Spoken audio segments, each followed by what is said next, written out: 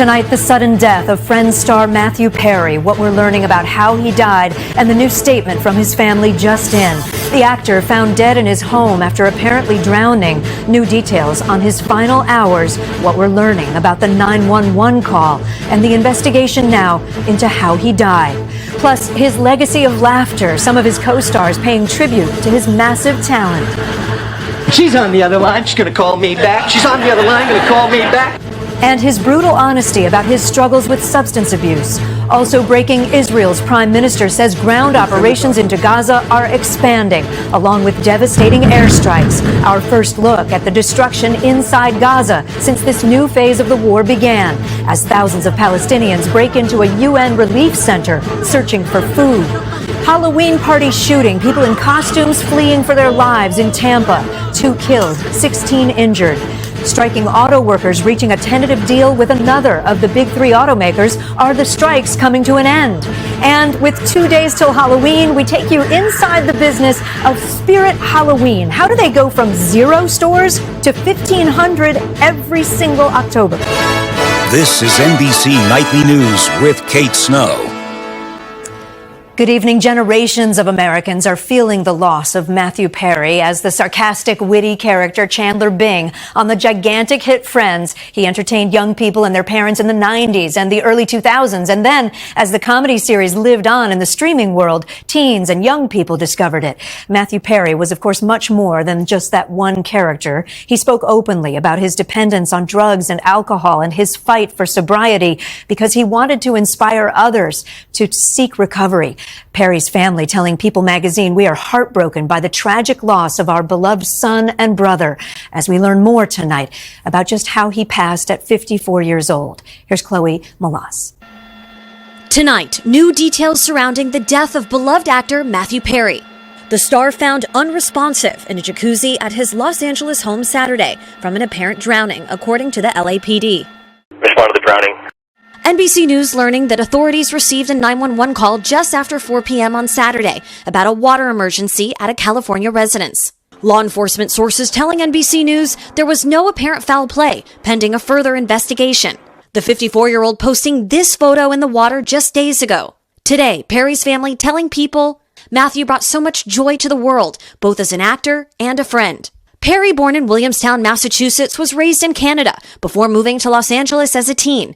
It was there he discovered his love of comedy, joining an improv group. At the age of 24, he would land the gig of a lifetime as Chandler Bing on the hit NBC sitcom Friends. He would star in the show for all 10 seasons. I left the message. I have some pride. Do you? No. And later in a string of hit films like The Whole Nine Yards, Fools Rush In, and the romantic comedy 17 Again. You have really great hair. Oh, thanks. I grow it myself. Despite his ability to light up a screen, off-screen, there was darkness. Perry opening up about his decades-long battle with drugs and alcohol in his 2022 memoir. The actor said he went to rehab 15 times and detoxed 65 times. But I would sometimes say a line and they wouldn't laugh and I would sweat and just like go into convulsions if I didn't get the laugh I was supposed to get. Today, an outpouring of support from California to New York at the famous Friends building exterior used in the show. His on-screen mother, Morgan Fairchild, writing, "The loss of such a brilliant young actor is a shock." The Friends Instagram account calling Perry a true gift. Our heart goes out to his family, loved ones, and all of his fans. And Chloe's with me here. What's next in the investigation? So just a few moments ago, the medical examiner's office has updated the autopsy report for Matthew Perry to deferred, meaning that they need to do more testing, including the toxicology report, which could take about 6 to 12 weeks until we finally know the cause of death. But NBC News has learned that no foul play is suspected to be involved. Okay, but not conclusive yet. Not how conclusive he died. yet. No. Chloe, thank you. Long after Friends signed off the air, Matthew Perry made headlines again with his memoir last year, revealing the depths of his crippling addiction to drugs and alcohol. His brutal and heartbreaking honesty, giving people a sense of his life beyond fame and offering hope to many. Here's Dana Griffin. Hi, my name is Matthew, although you may know me by another name. My friends call me Maddie, and I should be dead. Honest words from Matthew Perry's 2022 memoir, Friends, Lovers, and the Big Terrible Thing. where he takes us behind the scenes of his lifelong struggle with substance abuse, delivering a powerful message of hope and resilience. I never raised my hands and said, "That's enough. I can't take it anymore. You win." And because of that, I stand tall now, ready for whatever comes next. Perry was just 24 when he nabbed the role of Chandler Bing. Papers! Shut up! Shut up! Shut up! He says substance abuse issues, which began at 14, escalated with his sudden fame. At one point, he was up to 55 pain pills a day, his weight seesawing from 225 pounds to 128. I didn't watch the show and haven't watched the show because I could go drinking, opiates, drinking, cocaine. Like I could tell season by season by how I looked. Perry later reflecting on the pressures of fame in a 2021 cast reunion. I felt like I was going to die if they didn't laugh. And it's not healthy, for sure. He credits the show and his friends' family with helping him make it through. In his own words, he hoped to be remembered most by what he did for others. The best thing about me, bar none, is if somebody comes up to me and says, "I can't stop drinking, can you help me?" I can say yes and follow up and do it. When I die, I don't want friends to be the first thing that's mentioned. I want that to be the first thing that's mentioned. And I'm going to live the rest of my life proving that. Dana Griffin, NBC News, Los Angeles.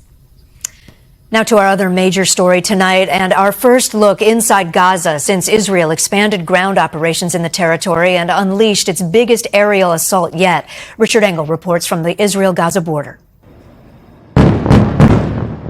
Israel is intensifying its offensive to destroy Hamas and remove it from power in Gaza. From just outside Gaza, we could see the massive explosions from Israeli airstrikes. Israel says it's using weapons powerful enough to collapse Hamas tunnels. We saw deep, penetrating bombs. Watch how much earth this one throws in the air. In the daylight, we could see the ruined skyline of northern Gaza. Israel is razing parts of Gaza to the ground, and more tanks and armored vehicles are moving in, along with armored bulldozers needed to clear paths in the destruction.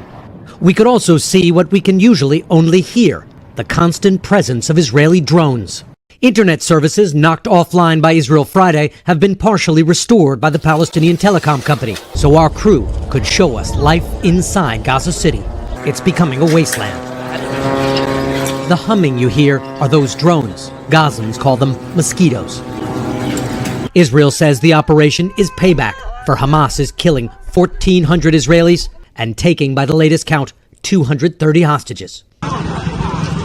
Gazans are getting desperate. The UN said its warehouses were broken into, people taking food and basic necessities. The staff at the Al-Quds hospital in Gaza City say the Israeli military is threatening to bomb it. Israel accuses Hamas of using hospitals as military headquarters, contrary to international laws of war.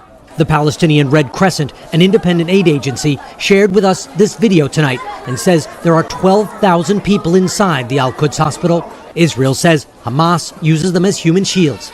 The Red Crescent says it must stay open to continue providing services for hundreds of thousands of people in northern Gaza. The Israeli military today laid out its 3 military objectives: to disarm Hamas, to destroy them politically, and free the hostages. And say the campaign could take years or end tonight if Hamas drops its weapons and releases the hostages. There's no sign of that coming. And back now with Richard. Richard, there's a new threat prompting renewed concerns that the war could expand to other parts. Yeah, this was a threat from the president of Iran, an ominous warning. He said that Israel had crossed a red line and that it may cause everyone to take action. A suggestion, it seems, that Iran's proxies across the region could be mobilized, but haven't yet. Kate? Richard Engel for us. Richard, thank you. Back here in the U.S., a shocking string of deadly shootings at Halloween gatherings this weekend. The terror in a Tampa neighborhood caught on camera as people ran for their lives. Guad Venegas has details and a warning. Some of the video is disturbing.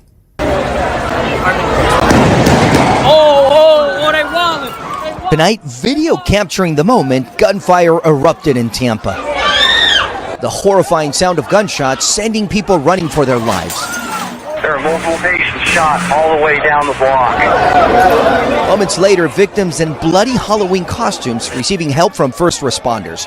In all, 2 people were killed, 16 others injured. Authorities say despite heavy police presence in the area, the shooting started after a fight broke out. People aren't hesitating to pull out guns and shoot, and not only kill innocent individuals, but hurt bystanders as well. One of the 2 killed was Emmett Wilson's 14-year-old son. It's not the first time I done lost a child. 2014, I lost my child. Now here it is, 2023.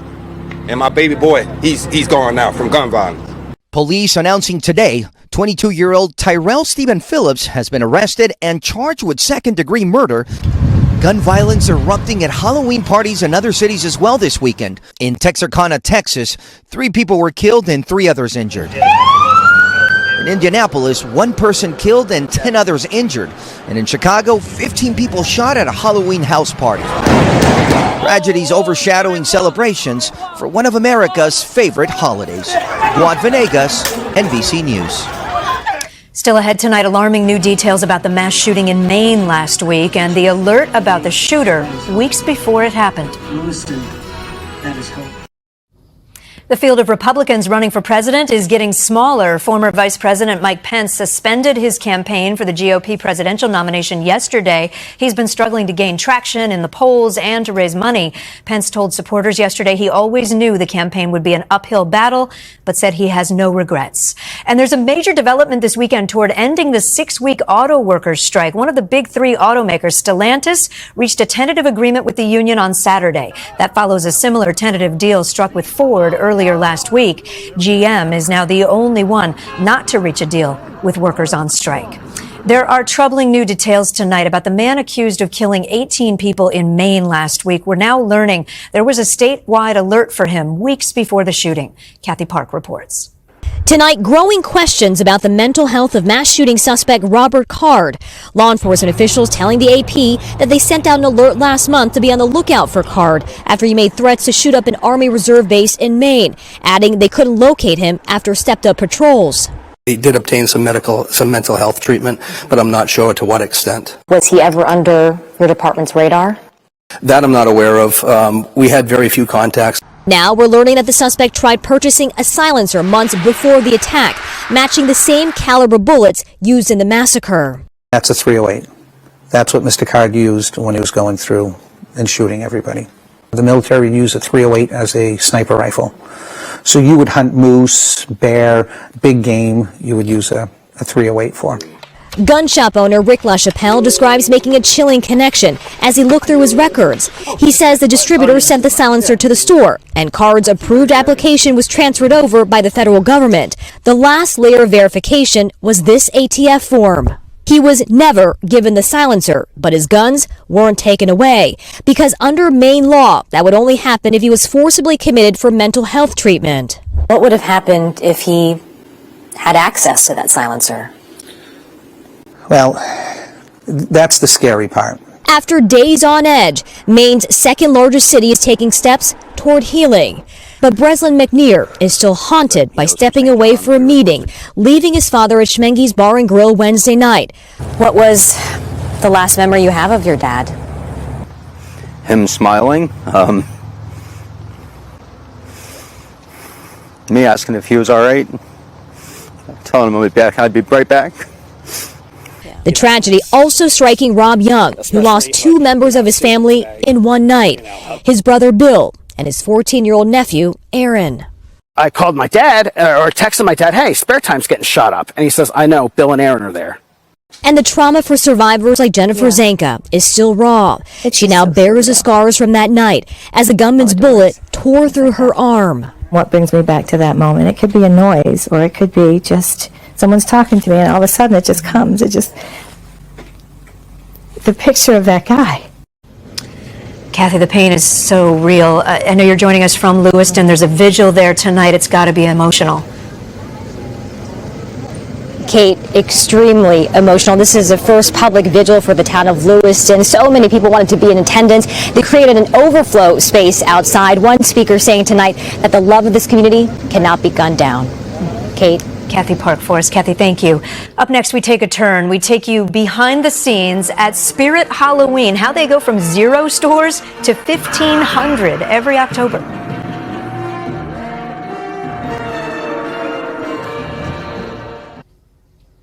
Well, with Halloween just a couple of days away, you may have noticed one of those giant Spirit Halloween stores in your neighborhood. We did. And it got us to wondering, how do they get them up and running so quickly every October?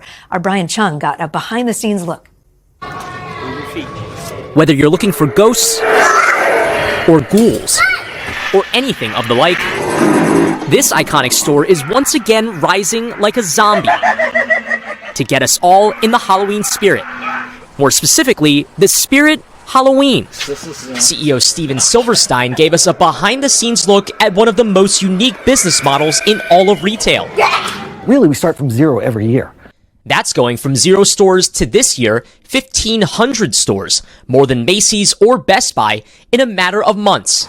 Step 1, find a host, an empty storefront free for just a short period of time. We have people flying all over the country. We have people stationed all over the country. We have a whole network of brokers. Spirit Halloween has draped its banner over former gyms and clothing stores and Bed Bath & Beyonds. Leases are locked in as early as the spring and as late as the first week of October. While a regular retail store will take months or longer to open, Spirit Halloween stores go from empty to ready to open in less than 2 weeks.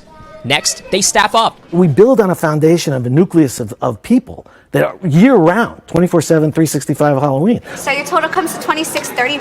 Hiring some 40,000 temporary employees this season. And finally, they have to fill those shelves, often having to predict months in advance what the hot costumes will be. We've been doing this for 40 years. It adds experience, a little intuition, and a lot of data analysis.